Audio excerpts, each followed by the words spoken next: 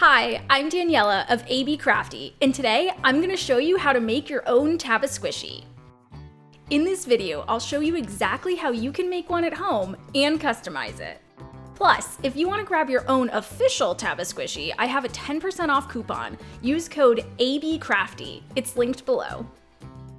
Now, there are a bunch of different Taba squishy making kits out there, and after scrolling through what I felt like was pretty much all of Amazon, I chose this kit because it had the most number of molds, the most colors, and it also had accessories, and it was all at a pretty good price. It even came with little bags and pom-poms. I used this hamster mold for this first one, but it also comes with two others, a paw and a bunny. I linked to this kit in the description, and as I test more, I'll add my favorites too. So the key ingredient to making a Taba squishy is liquid silicone, which comes in two parts. So to start, you'll want to measure equal amounts of each part using the little cups provided.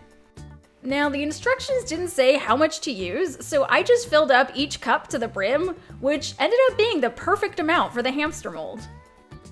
Then pour both parts into the larger mixing container and stir them together using the included popsicle stick. If you saw my resin video, I mentioned I was gonna get an electric mixer, and I did. And oh my goodness, I am so glad that I did. It makes mixing so much easier. Though I will say, it did introduce a lot of bubbles. So for resin, this might be an issue, but for these squishies, it doesn't seem to matter. Now, before pouring, you want to prep the mold.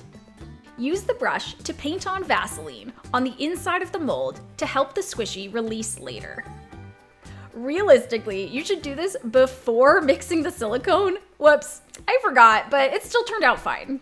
The silicone takes a while to get tacky, so you have a decent amount of working time, so it wasn't that big of a deal. When applying the Vaseline, make sure to get into all the nooks and crannies of the mold so your squishy comes out cleanly. Next, it's time to dye the silicone. I wanted to go for the classic white hamster with pink accents, so I dyed the whole batch white to start. You want to use a tiny amount of pigment though. Too much can mess with the curing. Then I scooped out a small portion into a separate cup to make the pink. I struggled to open the red pigment, so I ended up just sticking my finger in it and wiping it into the cup. I mean, it worked. Once mixed, I had a nice pink. I then tried as best I could to get it into the pipette. After a few tries and fussing, I was able to get some in. This made it much easier to add pink to the small details. Working carefully, I added some to the ears, nose, and feet. Though I completely forgot about the upper hands, but you don't really notice it that much. This part was a bit challenging as it would leak, but I just used my finger to wipe it away. Looking back, a Q-tip probably would have made this a lot easier. After that, I poured in all the white silicone. I scraped out every bit since it just barely filled the mold. Then I popped the surface bubbles with the popsicle stick. Now it was time to let it sit. The instructions say it only needs 2 to 3 hours to cure, but I just let it sit overnight as a precaution. Here's what it looked like the next day. Sticky, but definitely set. I carefully peeled back the edges and turned the mold inside out to remove it.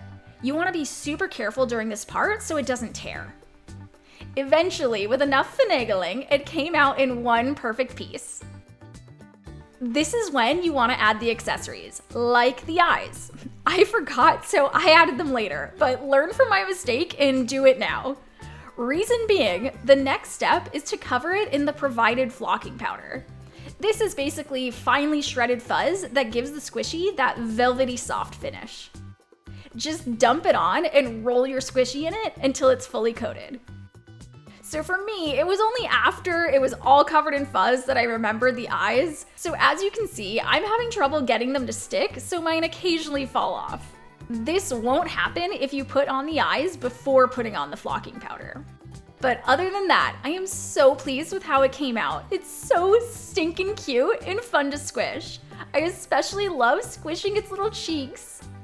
If you make one, I'd love to see it. Share it with me in the community section of my channel or tag me on my socials. And remember, if you want the real deal Taba squishy, you can get 10% off with my code abcrafty, which I've linked in the description. Thanks for watching.